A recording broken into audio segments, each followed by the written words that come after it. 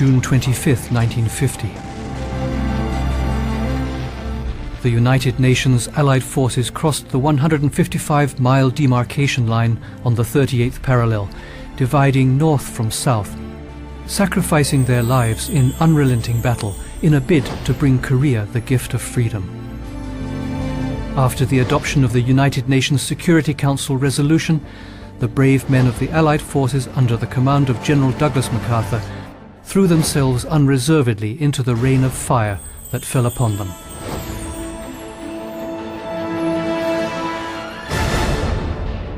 In support of the South Korean army came soldiers from Greece, South Africa, the Netherlands, New Zealand, Luxembourg, Belgium, Ethiopia, the United States, Great Britain, Australia, Canada, Colombia, Turkey, Thailand,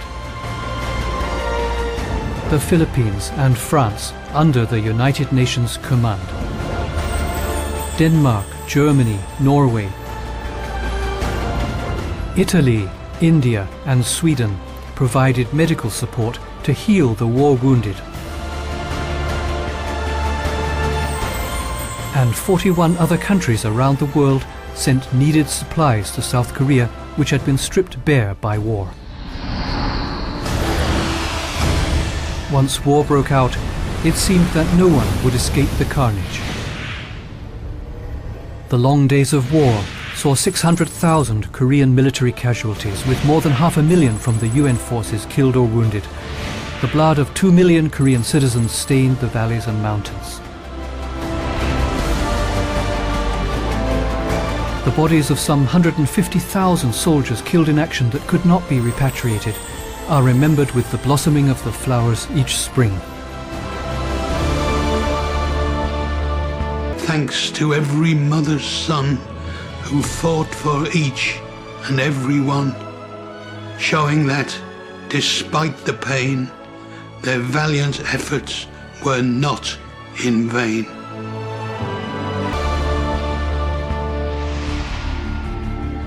Though their voices are silent, their names are remembered with respect. It was very sad to see them, and yet I think it was in a good cause for the liberation of South Korea, for the prevention of the North Korean communists and the Chinese communists, and perhaps even the Russians, from overwhelming the Korean peninsula and bringing disaster to the Far East. Under such protection, Korea has flourished, owing to the courage of heroic men and women who sought to safeguard its freedom, the courage of those who made the final sacrifice. Korea now shines brightly in the world.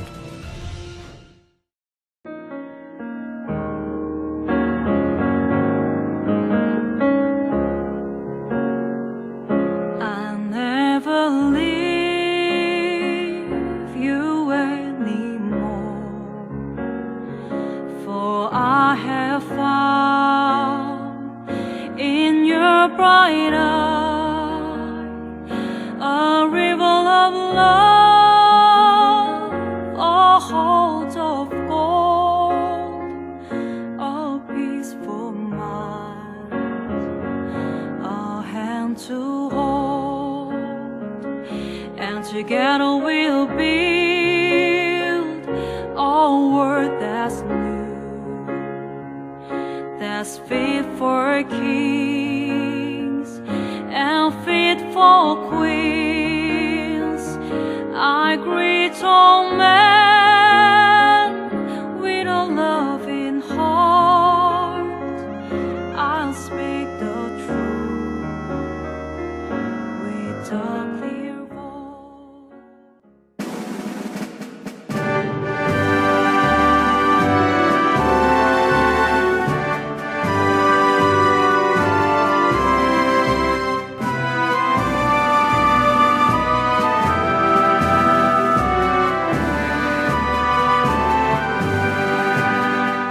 대한민국의 자유와 평화를 위해 참전했던 22개국 유엔 22 nations came to help protect Korea's freedom, democracy.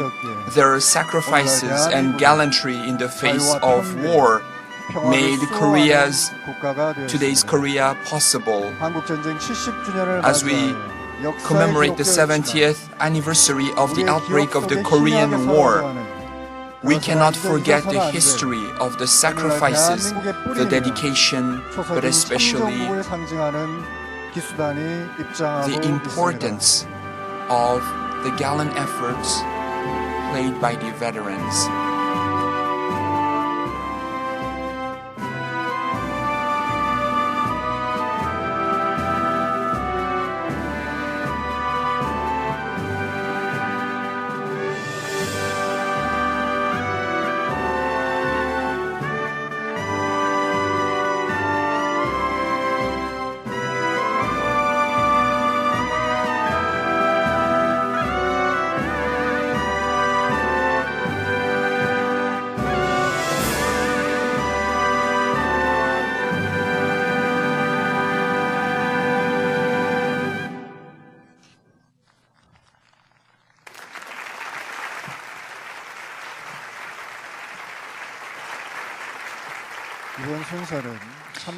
We will now offer floral tributes to commemorate and remember the Korean War veterans. The first floral tributes will be given by ambassadors, consular representatives, and attachés of nations that participated in the Korean War. Honorable Ambassador Extraordinary and Plenipotentiary of Ethiopia, Shifero Shigute Wolasa and his wife. From Thailand, the Thailand Air Attaché, Captain Tana Tipawase. The Consul Maria Liza Viejo of the Philippines. The Bolivian Consul Ronald Jose Iriarte. And from Sierra Leone, the Sierra Leonean Vice Ambassador Dr. Joe Favia Numa. These are the representatives of nations who came to the assistance of Korea. Let us put our hearts together as the representatives of the various nations offer their floral tributes. Thank you very much. The second floral tribute will be offered by representative veterans and leaders of the Korean War Veterans Association.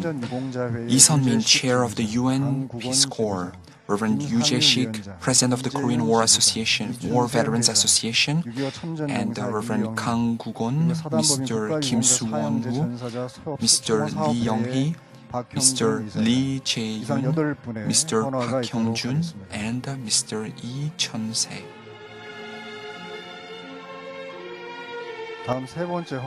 Thank you. The third floral tribute will be offered by 10 religious leaders representing people of faith all over the world. Reverend Kim Soo-man, Reverend Lee Gi-sung, Venerable Chi-won, the Chairman Kim Dong-wook, the Venerable Kang Dae-bong, Chairman Yang Yeon-ho, and also Mr. Shin Hye-won, Chair Lee Chang-gu, and the Venerable Sang San, and Chairman Im Bu-hee. 10 religious leaders representing all of the various faiths around the world are offering their floral tributes. Thank you very much. We really are grateful for paying tribute to the fallen patriots and veterans. Let us all offer a moment of silence for the veterans.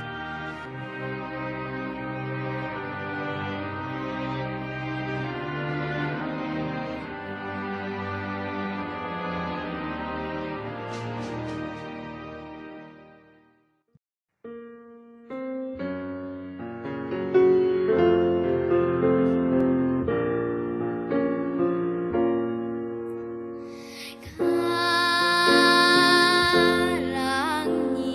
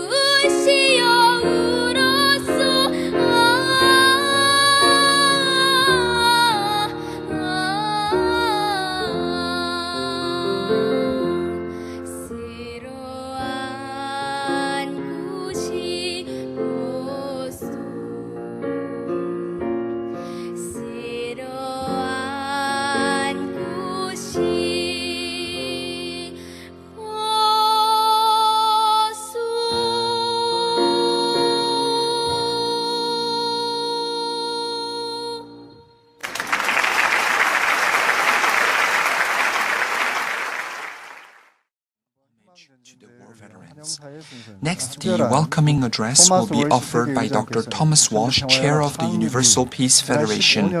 Let us welcome Dr. Thomas Walsh.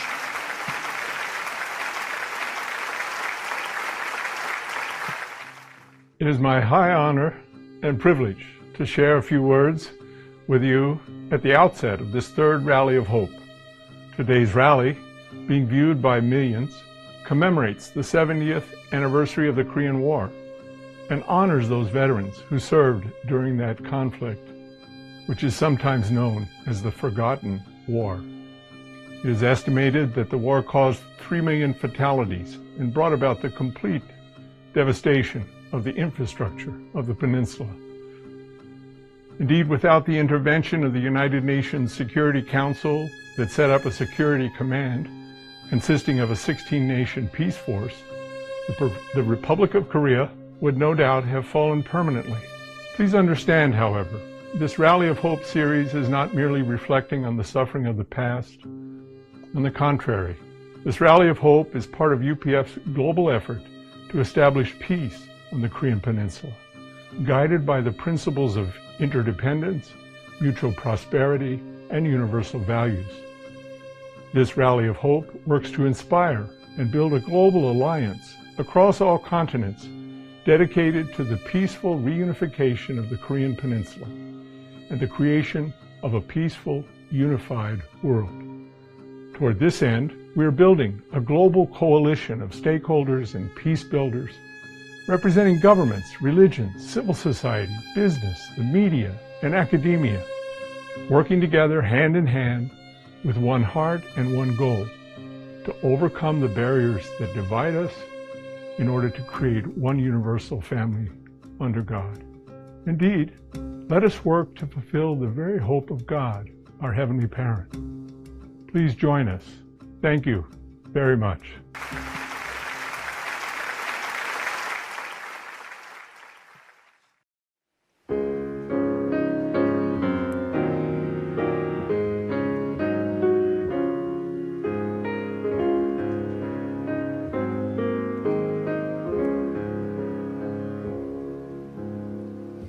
조연이 세고 간 깊은 계곡 깊은 계곡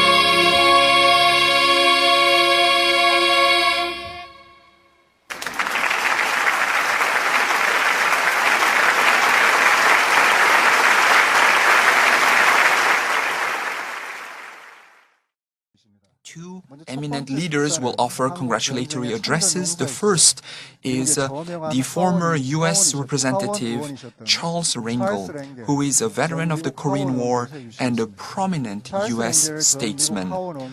He received the Purple Heart and the Bronze Star Medal for his bravery in the Battle of Cheongcheong River, despite being injured during the fight. Let us welcome Representative Charles Rangel, a Korean War veteran and a true statesman, with a warm round of applause. I want to especially thank Mother Moon for the sacrifices she had made to bring the parliamentarian and religious leaders, world leaders together to pause and to pray and to work toward peace. And especially my dear friend Dan Burton, who I served with in the United States House of Representatives. But this is especially important, not only for the world and the United States of America, for me personally, that you have selected this war in Korea, and I hesitate to say war because in June of 1950, I served in the Army with the 2nd Infantry Division, and we were advised by our Commander-in-Chief, President Harry Truman, that the United Nations were going to, not to war, but to a police action to stop the invasion of the communists into South Korea. Most of us had no idea as to what that meant. But I can tell you this, we went from Busan to the Naktong, to the 38th parallel, past Pyongyang, and we stayed on the borders of the Yalu River. To our complete surprise, we were surrounded by tens of thousands of Chinese. It was a massacre, and only a handful of the soldiers in my unit were able to survive it. Some were captured, others wounded, but many of us were just left dead. Annually, we would communicate with each other, and as the years passed by, our number dwindled. And why this is important is because so many of you have come together not to talk about war, but to lay down the swords and to talk about peace. Because as we talked about November 30th, it was a nightmare. Nobody who ever witnessed tens of thousands of enemies clashing with United Nations forces, hearing the moans, the sound of the bugles, the sight of the horses. I was wounded and left for dead and survived. And when I left Korea, I said to myself, I never want to return to this situation that brought so much misery and pain to me.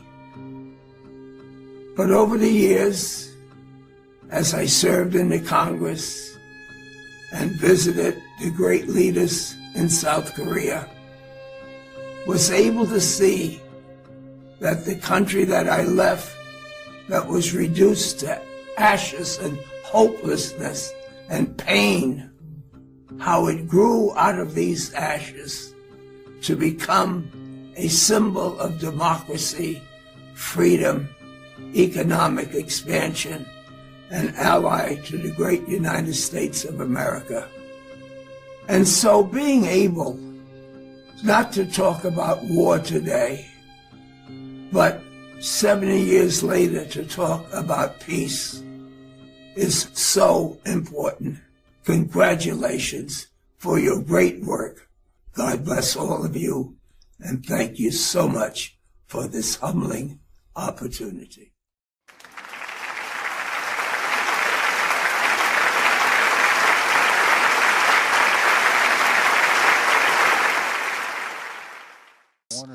This congratulatory address will be given by Honorable Christopher Hill, the former U.S. ambassador to Korea, who has contributed greatly to diplomacy in Korea. On February 14, 2005, he was appointed as the head of the U.S. delegation to the six-party talks on the issue of North Korean nuclear weapons, and the same year later, he took office as the Assistant Secretary of State for East Asian Pacific Affairs. Ladies and gentlemen, please join me in welcoming the Honorable Ambassador Christopher Hill. First of all, let me say what a great honor it is for me to stand before this very distinguished audience consisting of so many famous people from so many different walks of life, and to talk about the origins, the beginning really, of the Korean War some 70 years ago. I'd especially like to thank UPF. I'd like to thank especially Dr. Moon for her tireless efforts in raising our consciousness about this, in talking about these issues. The Korean War is one of the most bitterly fought issues of the 20th century, one of the worst wars that happened in that century of war. It has really been one of the true tragedies of the 20th century, and in a very real sense, part of the unfinished business of that 20th century. The UPF, which has done so much to raise consciousness, to deal with this issue, to try to make sure the rest of the world understands it, and understands this meaning, the meaning of it, not just for Korean people, but also for people the world over. The Korean War, of course, engaged not only the people of Korea, but Americans were very much involved as we came to the aid of our allies, the Republic of Korea. It happened because of something that was more broadly felt, and that was a division of the entire world between a communist world and a non-communist world. The Korean people were really victimized by that division, and that victimization continues until today. But it's also, I think, to lay out the fact that the United States, the Republic of Korea, and so many of its friends and allies will not accept the idea of any kind of conflict that would somehow falsely bring the Korean people together, but would rather address the issues, the root causes really, of how this happened and how this must end. I think bringing people together in events such as this Rally of Hope, I think will have a real effect in terms of making people understand that this war could indeed happen anywhere where there is misunderstanding and mistrust. It could happen anywhere where there are people who are sometimes, there's no other word for it, people who are evil, who attack people who are not evil, who have a goodness of heart and a goodness of spirit. So I do hope as we look forward, and as we look forward through this meeting, that we can continue to move forward in our understanding of what needs to be done, of how we can overcome these divisions, how we can make a world that is safe for all of us, and a world that lowers its temperature, and a world that is able to deal with some of these really, really difficult problems. To be sure, diplomacy has to play an important role, but I think every person has a role to play in trying to bridge divisions. So thank you very much. It's been a great honor to address you, to be a part of this. I want to especially once again thank Dr. Moon for her absolutely tireless efforts over the years. She knows better than many of us know the tragedy of this war. So thank you very much, and I hope this will be a very successful meeting, and it will lead to other successful meetings, and ultimately lead to the unification of this very precious peninsula. Thank you very much.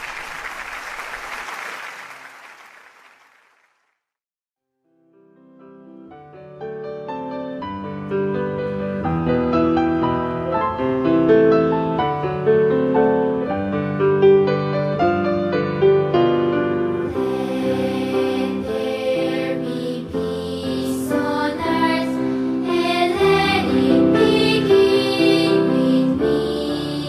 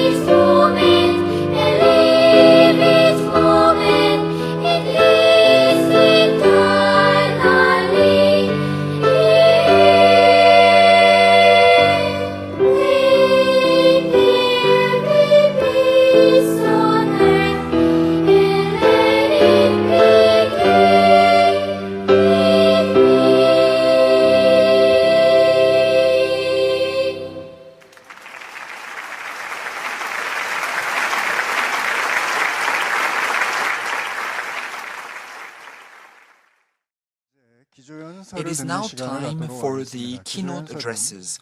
Distinguished leaders from nations that participated in the Korean War will give keynote addresses. Our first keynote address is by President Sahle-Work of Ethiopia. Ethiopia is a nation with deep ties and alliances with South Korea as a nation that participated in the Korean War.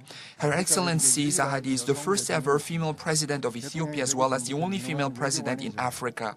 Before being elected as president, she was an experienced diplomat and served as special representatives of the UN Secretary General and was appointed as a UN Under Secretary General and head of the UN office to the Africa Union. And she was named the 93rd most powerful woman in the world by Forbes magazine. Her Excellency Zahadi has happily prepared a keynote address for us today. Ladies and gentlemen, please join me in welcoming Her Excellency President Sahle-Work Zahadi of Ethiopia with a grateful round of applause.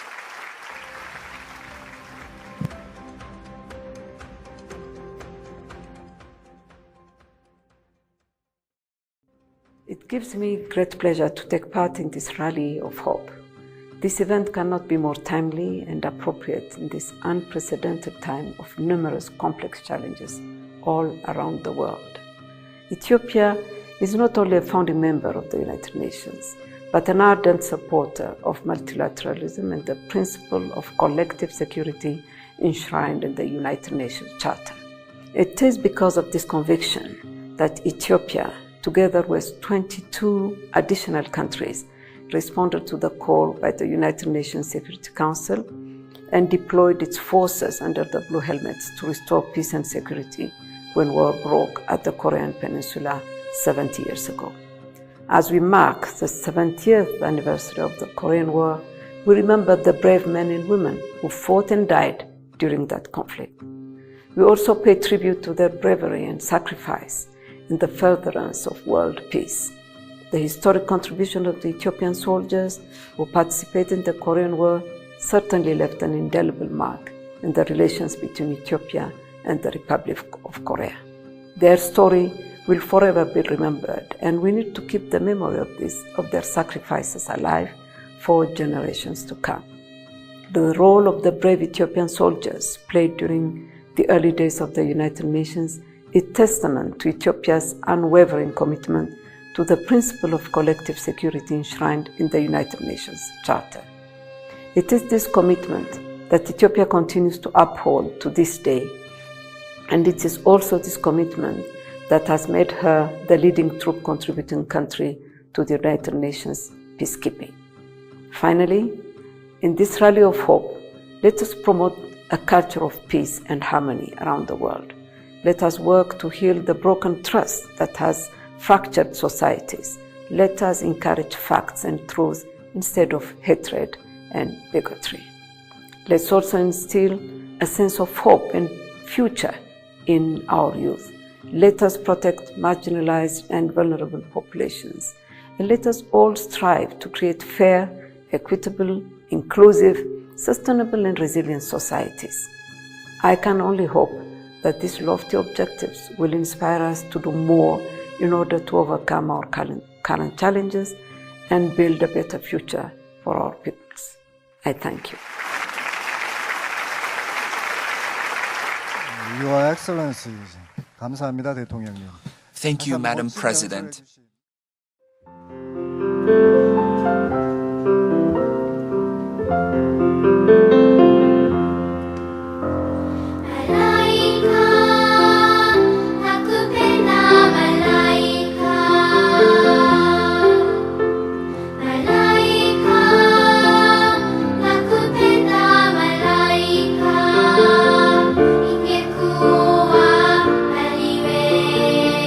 Ingekuwa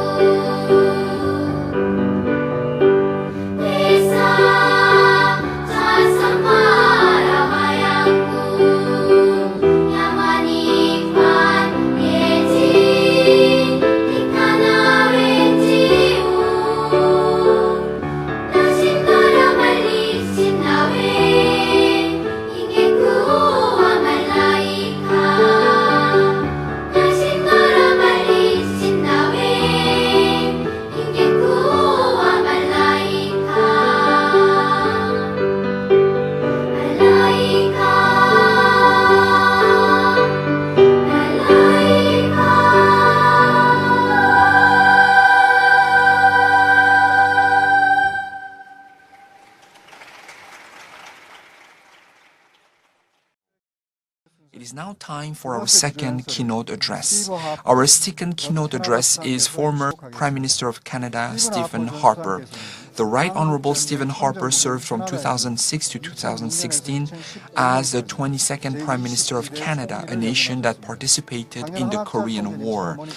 Ladies and gentlemen, join me in welcoming the Right Honourable Stephen Harper. Thank you for inviting me to join you once again for this, your third Global Rally of Hope. This is occurring on a very special occasion. We're marking the 70th anniversary of the start of the Korean War. It's an anniversary that we commemorate with mixed emotions. On the one hand, the start of war is never something that we celebrate, even if those of us who are allies share no blame for the conflict. But the war left the Korean peninsula divided, with the North locked in a terrible ordeal that endures to this day. Of course, there's also been much good to come out of that conflict. Against the early odds, the Allied intervention of 1950 preserved the light of freedom in the South, and it allowed a magnificent country to be built from that time forward. The Republic of Korea is today one of the most prosperous, most peaceful, and most progressive countries on the planet. Few nations have ever built so much from so little in so short a period of time. It's also fitting that given Korea's history and its sacrifice, that this is the nation that would witness the birth of the Universal Peace Federation. Under your founder and our host, a proud citizen of Korea, Dr. Hak-Ja, this organization continues to keep hope alive, not only for the reconciliation and reunification of the Korean Peninsula, but for the reconciliation and reunification of peoples around the world. And this is a message we need now more than ever. And most notably, we've witnessed one of the most unifying developments of modern times. In the Middle East, nations long and profoundly divided have put aside their differences with the signing of the Abraham Accords. They've not only achieved an unprecedented peace, they've also demonstrated that faith and the common quest for reconciliation between man and God can be a great unifier of humanity.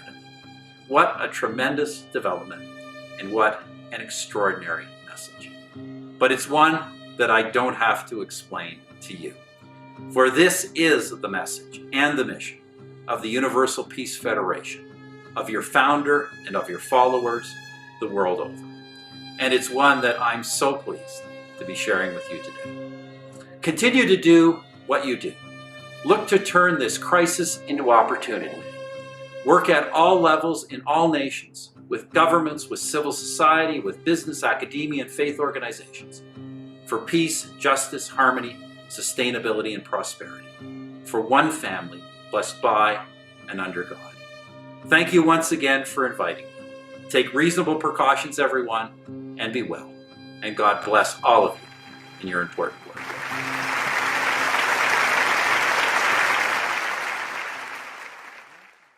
Next is our third keynote address.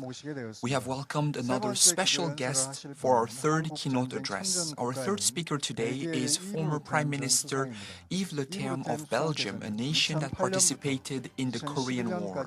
Honorable Yves Leterme served as the 48th and 50th Prime Minister of Belgium from 2008 to 2011. During his time in office, he strove for political and economic development and worked hard to resolve conflicts between the French and Dutch-speaking regions of Belgium. 70 years ago, during the Korean War, Belgium sent more than 3,000 soldiers to protect Korean citizens and their freedom. Also, notably, in September 2010, Honorable Leterme, as the incumbent Prime Minister, warmly welcomed the Little Angels during their visit to Belgium. Let us welcome His Excellency Yves Leterme of Belgium to the podium. Dear Dr. Hak-Ja, Excellencies, participants and viewers from around the world, ladies and gentlemen, dear hosts from the Universal Peace Federation. Thank you wholeheartedly for inviting me to join you today. It is indeed a real honor for me to speak to you at this Rally of Hope.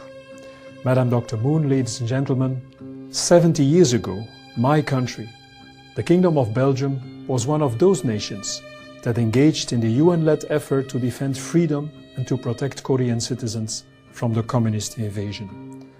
More than 3,000 volunteers Belgian soldiers joined in a battle that enabled our shared values to prevail.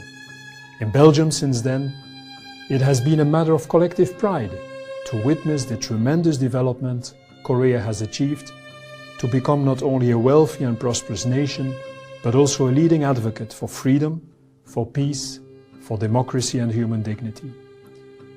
It is today still our hope that these impressive achievements and the values that underpin them may soon flourish in the entire reunited Korean peninsula for the benefit of all Korean citizens.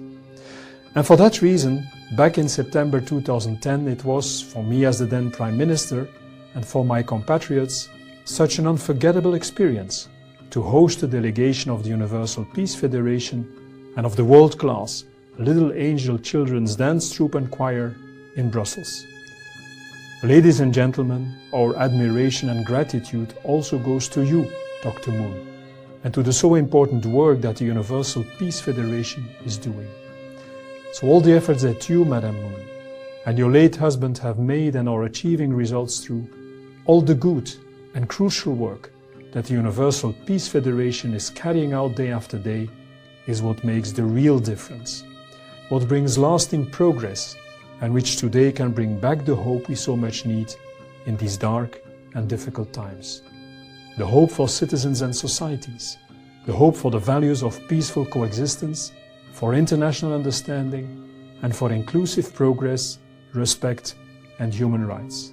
It is more than ever needed to offer platforms for common reflection, real dialogue and respectful inclusive action, both wherever we ourselves are located and at a global level. We indeed need to increase our efforts to bring people together, to federate. And that is exactly what UPF does through these rallies of hope. So let me thus conclude by commending you for all this. Your work is important, your work is crucial, your work is the pathway to a better future, a beacon of hope in these darkest times. Thank you very much for your attention.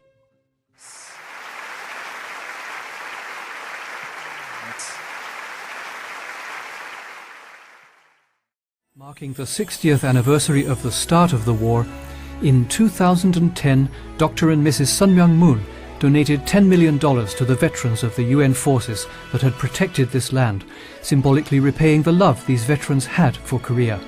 And on behalf of the Republic, they sent the Little Angels Performing Arts Troupe to their countries as an expression of gratitude.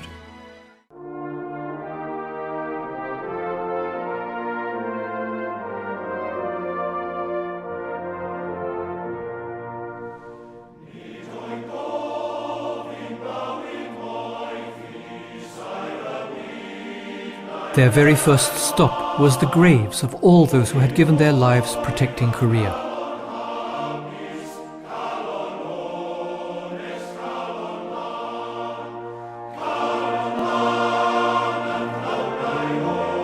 They expressed their gratitude for the unconditional sacrifices these men had made long before they were born. They are aware that the peace Korea enjoys today is a gift they gave, and that their happy lives today result from the love shown to their country many years before.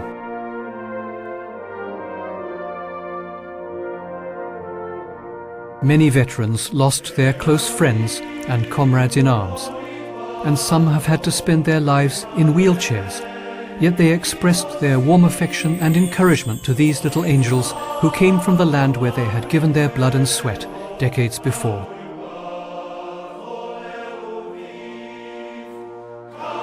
Most important thing, you know how to smile. 60 years ago, the children of Korea were not smiling, but you are. And we are very, very proud to have met you. Thank you very, very much. Just knowing that in the small country in the Far East, where they had risked their lives, that young people like these little girls are growing up in freedom, filled their hearts with joy.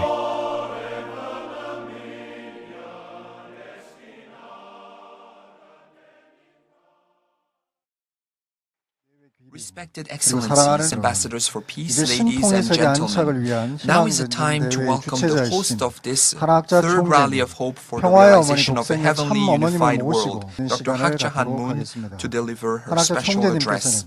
Dr. Moon has devoted her life, a life of true love, to realizing a world of lasting peace.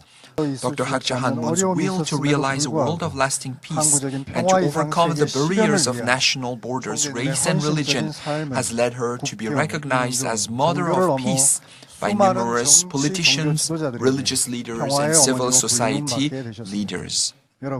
Ladies and gentlemen, please rise and join me in welcoming Dr. Hak-Ja Moon, the Mother of Peace, with a warm round of applause.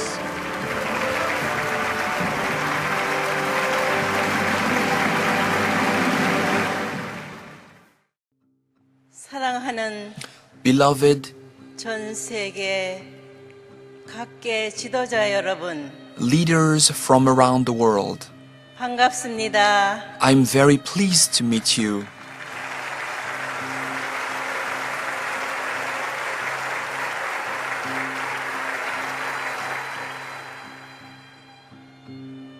오늘날 Today, 세계 도처에서 all around the world, 일어나고 있는 various 예기치 못하는 unexpected and unforeseen challenges and problems are erupting, and due to the COVID-19 pandemic, all around the world, various challenges in the realms of politics, the economy, and even religious strife are happening. The reality is that it is difficult to forecast what the future holds for humanity at this point. Until now, human efforts have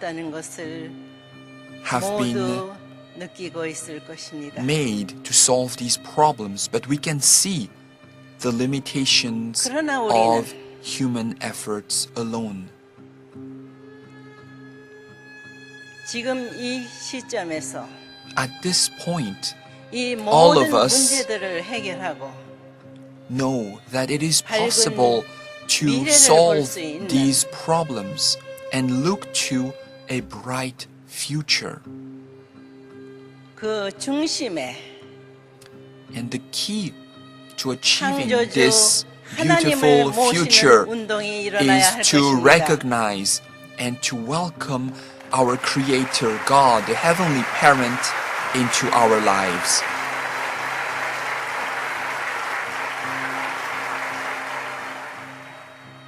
창조주께서는 The Creator 아름다운 지구를 창조하시고 built a beautiful earth 인간과 for 함께 humanity, and the Creator's wish was to 지상에서 live in an ideal 천국의 world, 삶을 사다 a kingdom of heaven on 영원한 earth, so that after living their 세계까지 earthly life, human beings 인류와 could ascend to the pure 함께 spirit world and live 살고자 in bliss and 준비하였습니다. harmony with the Creator. 그 말은 In other words, 창조주 하나님은 God the 인류의 Creator is 부모라는 the 말입니다. heavenly parent of humanity.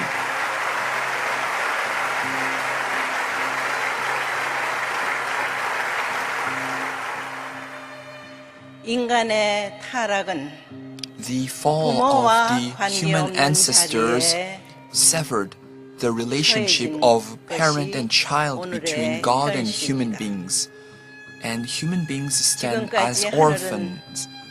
This is the sad reality of today's world, 자녀를 찾아 and 나오시는 in order to restore and find the long-lost children, God has initiated the long history of the providence of 고와 salvation, 같은 인류 앞에 so that the 메시아 orphaned 사상을 humanity could be restored. 교육해 나왔습니다. That was the 그것이 origin 성경에서 of the 말하는 messianic 6,000년 ideology, 인류 and this 역사입니다. is the 6,000-year history of humanity 2000년 mentioned in the Bible. The Korean Peninsula is the place where heaven's will, where humanity's wish can be realized. The winds of heavenly fortune have been blowing on the Korean peninsula. In the 1950s, the environment of Korea was truly miserable. Korea was liberated in 1945 and the Korean War erupted in 1950. As the Korean peninsula was divided into the communist north and the democratic south, the democratic government in South Korea was not yet ready to overcome a North Korean invasion. And in these circumstances, the Korean War broke out. How is it possible that a tiny nation, unknown to the rest of the world, could benefit from the participation and protection of 16 UN member nations? How incredible it is that the 16 member UN nations sent their gallant and valiant young soldiers, many of them in their teens and 20s, to come and protect Korea's freedom and democracy. The age of these gallant soldiers was a time when they were the purest and the most courageous. The young men and women who came to aid Korea's freedom and democracy were truly the children of God. What wind of the providence brought them here to Korea? These young veterans came to Korea's help to protect peace, to protect freedom in Korea. We can see through this that God the Creator is working with us.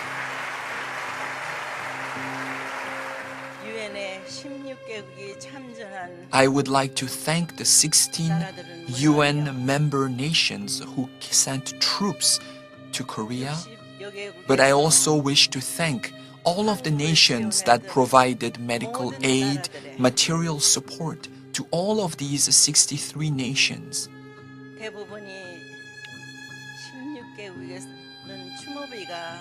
I know that in the majority of the 16 nations, there are memorials that have been built already. However, not all nations have full registries of all the veterans of the Korean War. And I wish to remember the names of each and every veteran. I wish that posterity can remember forever the name of each veteran. And also, I wish that posterity can take inspiration from these veterans. And in nations where there are no memorials, I would like to initiate a project where the Universal Peace Federation builds memorials in each of these nations. That is my offering and pledge to you today.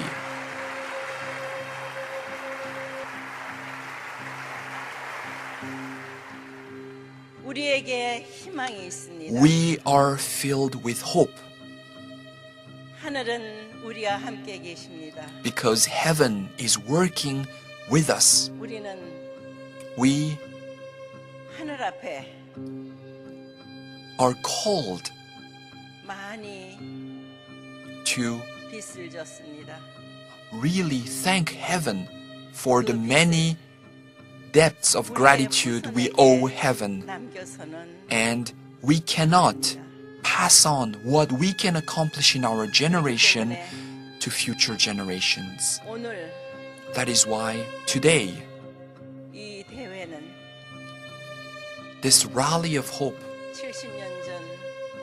reminds me of 70 years ago when the Korean Peninsula saw the outbreak of a terrible war, and heaven mobilized forces around the world to come and protect democracy and freedom in Korea. And it is thanks to the gallant and valiant efforts of these war veterans that today's Korea is possible. Looking at this clear example of heaven's intervention, we can see that the time has come for humanity to come together in unity and harmony and receive true parents' blessing and receive the recognition of heaven as God's beloved sons and daughters. This is the only path that humanity can usher in a future filled with hope and happiness. This is my earnest message. This is my message to you and to the future. Thank you very much. Ladies and gentlemen, please join me in offering another round of applause to Dr. Hak-Ja Han Moon for her inspiring message.